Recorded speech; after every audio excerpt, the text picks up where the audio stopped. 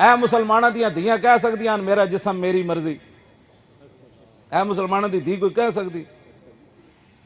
لو جی میں حضور نے حجت الوداع دے موقع تے مسلمان عورتاں دے حق کی دسے،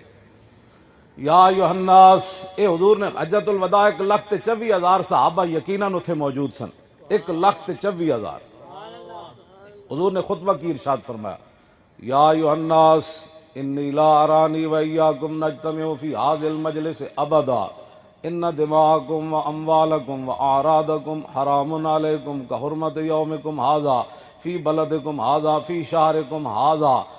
وستلقون ربکم فیسألکم عن اعمالکم الا فلا ترجعوا بعدی ضلالا یضرب بعضکم رقاب بعض الا کل شیء من امر الجاہلیت تحت قدمی موضوع و دماء الجاہلیت موضوعۃ و ان اول دم ادع من دمائنا دم ابن الربیعۃ ابن الحارث کان مسترضعا فی بنی سعد فقتلہ حذیل ورب الجاہلیت موضوع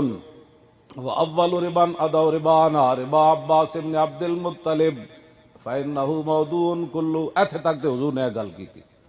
فرماؤ لوگو قیامت تک اب اس مقام پر میں نے اور تم نے کبھی جمع دوبارہ نہیں ہونا، یعنی اس کے بعد حضور اشارہ فرما رہے تھے کہ میں نے دنیا سے تشریف لے جانا ہے بس۔ پھر فرمایا تمہارا خون، تمہاری عزتیں، تمہارا مال اسی طرح ایک دوسرے پر حرام ہے جیسے آج کا دن ہے، آج کا مہینہ ہے،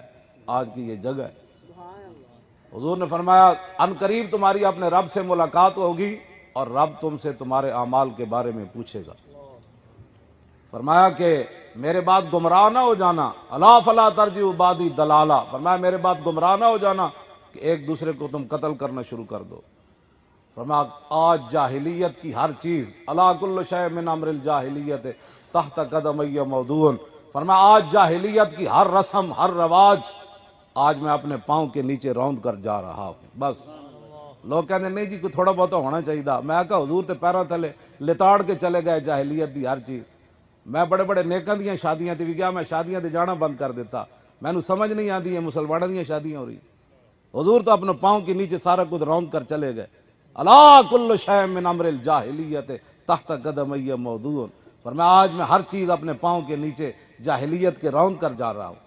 ودماء الجاہلیت، جاہلیت کے خون بھی آج میں ختم کر کے جا رہا ہوں۔ اب جاہلیت کے نام پر دوبارہ لڑائی نہیں ہونی، سب سے پہلے میں اپنے خاندان کا خون، میں اپنے چچا زاد ربیعہ کا خون آج معاف کر کے جا رہا ہوں، جن کو حذیل نے قتل کر دیا تھا اور اس پر پھر جنگ جاری